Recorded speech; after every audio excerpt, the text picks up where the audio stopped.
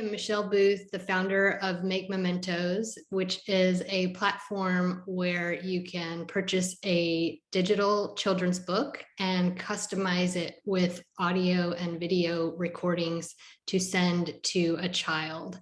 And I'm here today with Kristen, who is our head of marketing, which does not even begin to cover all that she does for Make Momentos. And then our guest of honor today is one of our authors, and I'm just so excited.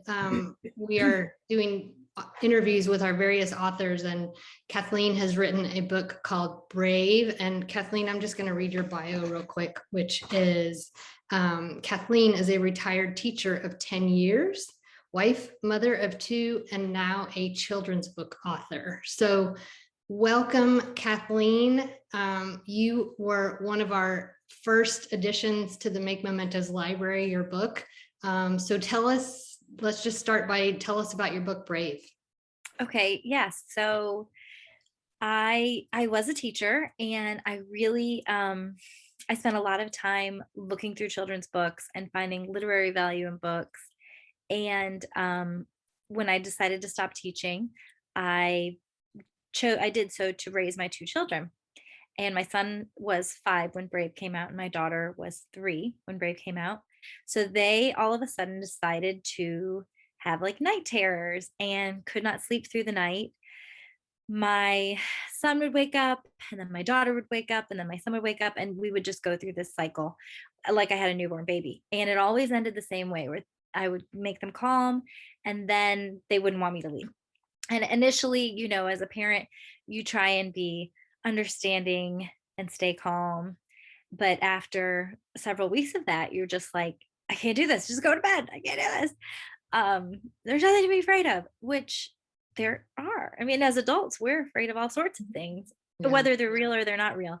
And so I went through my whole like teacher schema and went through all my teachers' books and went to the library, and I could not find a book that didn't drive home that there are monsters. But I was looking for a book that acknowledged their fears, but then also showed them conquering them. And it's okay to be afraid. You can have these fears, but you can also overcome them. And in the end, even if you're still afraid, I decided, based on my conversations with my children, that I needed to put a Bible text in there. I needed to put a Bible verse at the end, because in the end, my kids would be like, yeah, but you tell us we don't need to be afraid, but we still are, Mom. Like, I wasn't necessarily the answer. My husband wasn't the answer. So in the end, I wanted them to be able to at least rely on God. So that's kind of how it all started.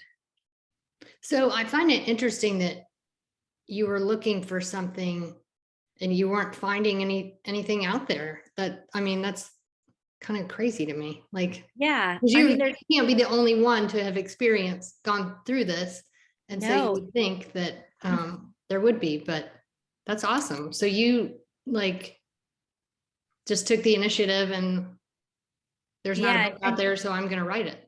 Pretty much, yeah. And so I knew my kids were smaller, 5 and 3, and so I wanted it to be rhyming. I wanted the pictures to be not childlike, but bright and colorful and simple, so that they would appreciate it, that children, a 2-year-old could look at it and it would be, something that they could appreciate. But I also had such high expectations for my illustrator, because I was a teacher and I did not want it to look, illustrations are 85% of the book, I would say.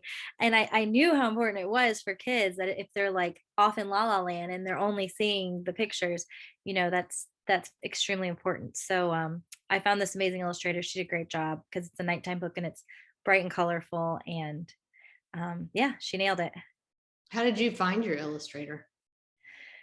I was begging. I just begged all sorts of people. Finding an illustrator to meet your expectations, regardless of what they are, is difficult. There's so many different artists out there.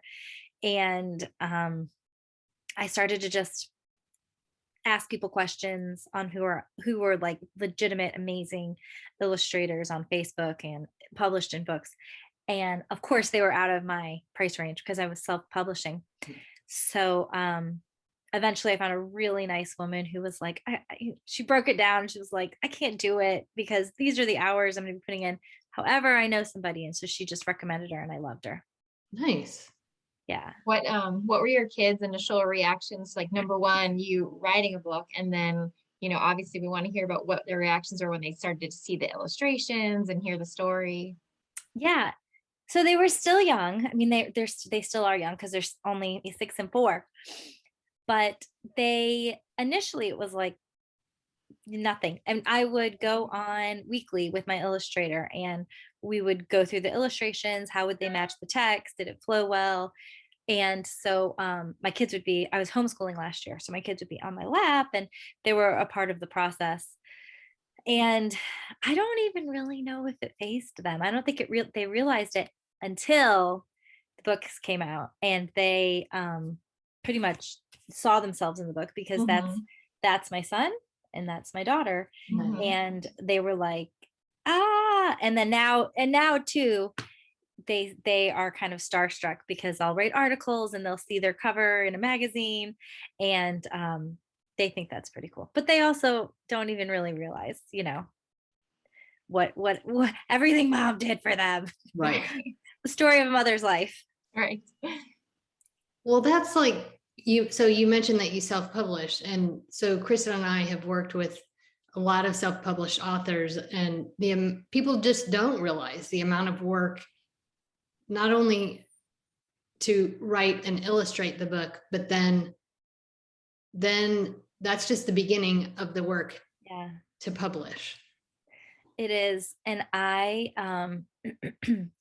I don't know if foolishly is the right word, but I didn't really educate myself enough, but I think it was actually a blessing on all of the work that I was going to have to put into it after the book was done. I kind of just thought, oh, the book will be done and it'll just sell and Barnes and Nobles will take it and I'll just sell thousands of copies and it'll just be so easy. And I think it was kind of good that I didn't know that. But I'm also, it fit my personality because I'm also, I can't sit still. I'm a go-getter. If I do something, I want it to succeed. So when I very slowly started to realize like, this is the ball is in my court, I got to do it all. I just kind of took off with it, but there's no end in sight. As a self-published author, if you want to sell your book, you have to sell your book, which is fun and awesome, but you got to do it every day. Right. So some of our other authors have kind of had a similar timeline to you as like the book coming out during this whole period where they couldn't have like the traditional launch parties and in-person events. So, what was that like for you? And have you gotten to see like face-to-face people reacting to your book and children reacting to your book? Yeah, actually, so I obviously book all of my own things. And as I said, I try to always keep something on the schedule, always be doing something. My goal is to every day have like one thing that I'm accomplishing for marketing or for something for this book. And I've had a lot of books that we just recently moved to Nashville from Jacksonville, Florida. And I've had a lot of book signings. I had 2 on Saturday. And to kind of answer your question about people's reactions, pretty much, I would say 90% of the people who came up to talk to me about the book, or that I came up to talk to them about the book, had the same reaction to me about the book. Like, oh my gosh, we're having those issues of nighttime fears. Like, this is a problem. And I couldn't believe it, how many people, and I don't know if it was just the way I was wording it when I was less on Saturday. But I mean, it was like everybody was like, we're dealing with that. Yeah, we have that problem. They're getting out of their bed. They're coming into our bed.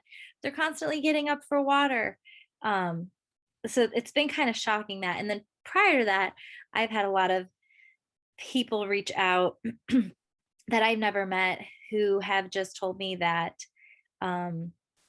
it's significantly helped, whether they had a tragic loss in their family and all of a sudden their 7-year-old just couldn't sleep, or whatever it is. I've had some really touching stories about people who are just having to deal with this constant issue of not sleeping. And then in addition to that, it's just a nice bedtime story for whether you have a kid that's struggling with this or not. It's a nice, sweet, easy read aloud. But yeah, I've had such a great positive reaction to it, really. Yeah, I like what you said about, the older kids even, because my kids are older than yours, and even still, like the bedtime issues, it's not just like a toddler issue, like, but it becomes different. It becomes older. They're like thinking about something at school, or they're worried about a friend thing. Yeah. So that's just so nice to have that like comforting story to kind of like go back to and rely on even as they get older. Yeah, and it ebbs and flows, they'll be totally fine for 6 months, and then my son just recently saw, like, a Halloween commercial, and he refuses to come upstairs by himself. All of a sudden, it's just like, boop, overnight, perfectly fine. So, yeah, it really can be for anybody and any Mhm. age, and an adult, especially with everything we're dealing with life. Everybody knows how important reading is at a young age, but how did your educational background come into play when you started writing the book? Um, well, I knew when I initially started writing it that, like I had said, I wanted it to be simple, but I didn't want it to be dumbed down. And I guess that was part of my like teacher in me. And I wanted the rhythm to be, perfectly on spot. I wanted there to be like alliteration in it.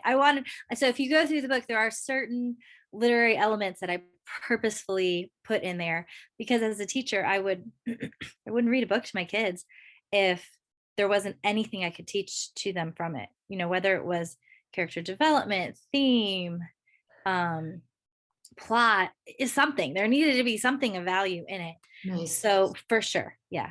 With every line that I wrote, with everything that I put in there, I was very purposeful in trying to include elements that a teacher or a mother or anybody or an aunt could stop and discuss a little bit further into it, even though it's very simple also. Mhm. What did you teach? I taught second, third, and fourth, and then I ended in administration. Okay.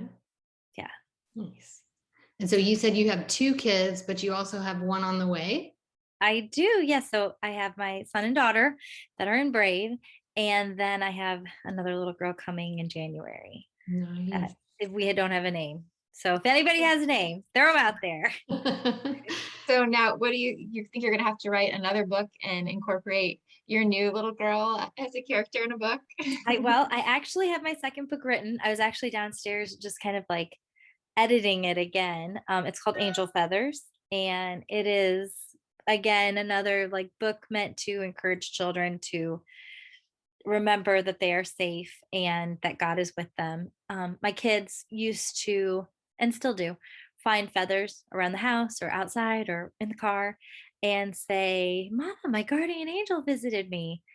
And so it's based on that. So, yeah, and I plan for this next book to be, hopefully I can like include these little characters in there as part of the illustrations. But my thought in the book is that since there isn't a central character, it's really just this made for all. That I'm going to have Chinese, Japanese, Indian children, Haitian children, everybody in there. That's so yeah. We'll put the infant in there somehow, one way or another. So what do your son and daughter think of getting a new little sister? If they could have had me push this baby out 3 months ago, they would have done it. They cannot wait. I think they're more excited than like anybody else in my whole family. With the third kid too, you tell your family and they're like, oh, okay.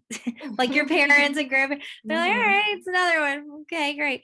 But they were like over the moon. They're over the moon. They cannot wait. I think they're more excited about the baby than Christmas. Oh, so cute. Yeah. So I noticed on your Instagram, you have like a lot of like humor and does that help you like balance the stress of being a busy mom or writer, doing all your marketing?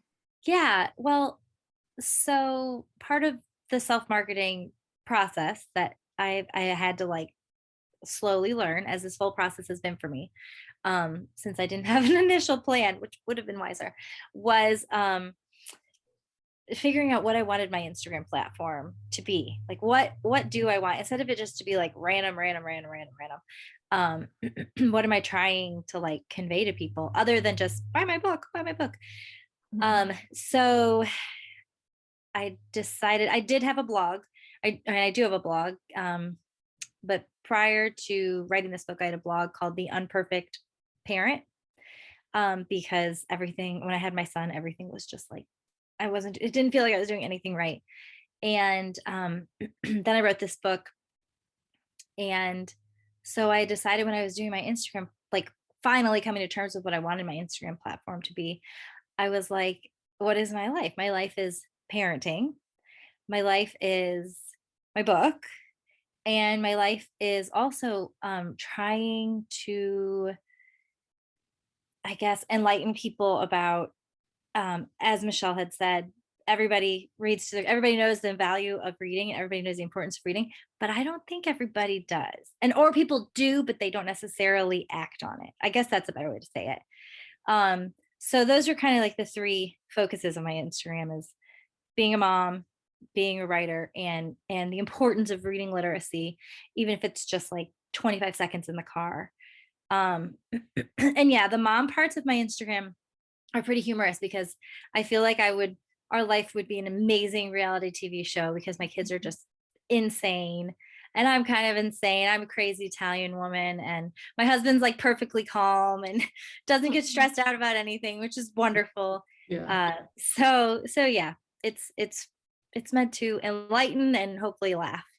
Well, I remember when we first started talking, we were on the phone and you said, yeah, I'm like moving in a week and I'm pregnant with my third baby. And like you had 10 billion things going on, but you're just like, this is how it is. This is what we do. So yeah, I guess it's kind of my life. I was thinking about it the other day, like this whole, like, why aren't I more prepared? And why don't I plan ahead for these things more? But I think it's just the way I roll. And I think like it helps me handle things that maybe not necessarily be the best things. I'm not, one great thing about me is I'm not one of those people who will sit and worry about it. I just kind of just go with it and hope to figure it out eventually. And that doesn't always go well, but at least I didn't spend 3 weeks worrying about it, I figure. yeah, You for kind of sure. touched on it before, just like with the reading, taking 20 seconds in the car. I mean, where are little times that you think parents and, caregivers can squeeze in some extra reading time with their kids? Yeah, I mean, anywhere. I think so first of all, it's a habit. Reading is a habit. It's a habit just like anything else. Eating junk food is a habit. Eating healthy food is a habit. Brushing your teeth, flossing. They're not necessarily things that I don't really love flossing my teeth. I don't really love washing my face before I go to bed. I don't really love having to do those things, but if it just becomes a part of our routine, then you just do it. So, as a parent, as a homeschool mother, as a teacher, I would say the first thing you can do to help yourself, if you're interested in increasing literacy in your home, or just whatever, you just know that reading is important, you just want to read your kids more, I would say get them out, like put it in front of you, put it in front of them. Your house is, where they live, in the livable parts of your home. So I have got, like, currently in my car, the kids have these like things in the back seats, and they're just filled with books. And then if you go in my family room, I have got a basket of books on one side of, like, I pulled out all the Christmas stuff, all the Christmas books, and then a basket of like nonfiction books, because my son is really into nonfiction. At the kitchen counter, when they come to eat breakfast, I'll just like leave little things out that they can look at, but just try and get it out. And it doesn't really matter what it is. Like, my son loves to play video games, which is totally cool. So I'll grab like the cover of the video game packet, and he'll just scan through that, and he'll look at it for like 10 minutes. If we go out somewhere, I'll grab like a brochure and throw it in their stroller, my daughter's stroller, and they'll stare at the brochure for like, and they're not necessarily reading, but they're attempting to, they're looking at it, they're processing things. And then another another thought is, which I'm not good at this, so I need to practice what I preach, is ebooks, and not ebooks, audiobooks, sorry, in the car, which it's there are so many different outlets that you can get free audiobooks. When we were in Jacksonville, there were 3 different platforms that you could get audiobooks. We have another wonderful platform right now that you can just play while you're cooking dinner, while you're in the car, really anytime when they're playing and with their toys, just flip on an audiobook. Um, that way, even if you don't get to that read aloud at night and you're totally exhausted, because that is another thing I'm really bad at, is I'm like so tired at night. And then of course my kids are like, they're supposed to be in bed at 8 and it's 8:30. And they're like, well, just read us a book, mom. And I'm like, you can't, it's 8:30. You're supposed to be in bed 30 minutes ago. So even if you can't get to that, then at least they hit it at other places. But it's hard. It's a habit. Mhm. And it's not necessarily something that as a parent you want to sit and read like another children's book. Another thing, sorry, get books that you're interested in, books that you like, and books that you want to read to your kids too. So you're not reading some princessy frou-frou book that you just like can't stand and you have to read this book over and over again. Read books that you like. Yeah. Well, and I think like one thing like with Make Momentos is we're hoping that it just adds one more option for families. And a big part of it is it's available anytime, anywhere. And I think that that's, a big part, that it's just one more option for parents to, get their children reading anywhere, anytime, and any way. Yeah, and the great thing about Make Mementos is that I think it's really going to make help kids and encourage kids to want to look through those books, um, because it's coming from grandma's voice, it's coming from aunt and uncle's voice, it's coming from somebody who they want to hear from. And as a teacher, it is super important for kids to be reading and rereading the same text too. So even if they have this recording of grandma reading the book and they want to listen to it 17 times, like that's great. And that's great, especially, if they happen to have the text in front of them or they're following along on the screen. Um, Even if they're a non-reader and they can memorize it or they just want to hear it over and over, those are invaluable things for children. So it's a great platform. Mm. Yeah, I think that that's spot on. By my first grader was one of our beta testers, and that was the one thing she said to me. She was so excited. She's like, "Mom, I can just keep playing it over and over as much as I want. Like, there's no limit." I'm like, "Yeah, you can. You just can keep listening to it." And she was so excited about that. Yeah. Yeah. When I was teaching in the classroom, I we would have independent reading time for 25 minutes when I had third grade. And the kids would have to write about what they read.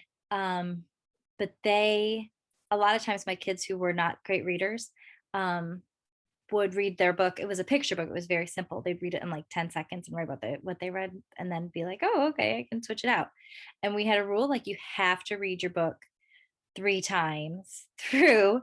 And it's pretty much a staple with teachers is reading and rereading text, because it just there's so much that they can learn and through rereading and pick up on different vocabulary and help them to improve their reading. Mm.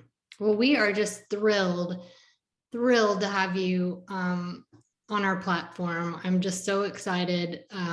The book, the illustrations, like you said, they're adorable. I love that it's your son and daughter in the book. That's just even more adorable. So you'll be able to go get your copy of Brave, your digital copy. And then if, my hope is once a child is reading the digital version and hearing it narrated by their grandparent or family member, they're going to fall in love with some of these books. And how cool would it be to then get a print copy of that same book? So where can people go if they want a print version of Brave?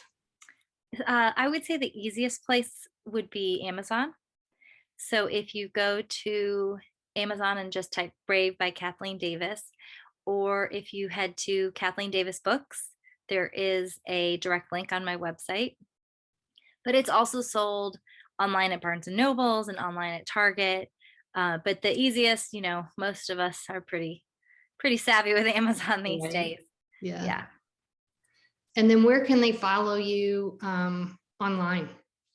So if you want to hear about my crazy life as a mother and as an author and all the things that I should be doing for improving reading literacy, it would be on Instagram. It's at Kathleen Davis Books. And I also have a Facebook page, bravethebook.kd. But Instagram is what I'm mostly on and posting on. Oh, and my website, KathleenDavisBooks.com. And on there also I have lots of articles and other things about reading literacy too that you can check out.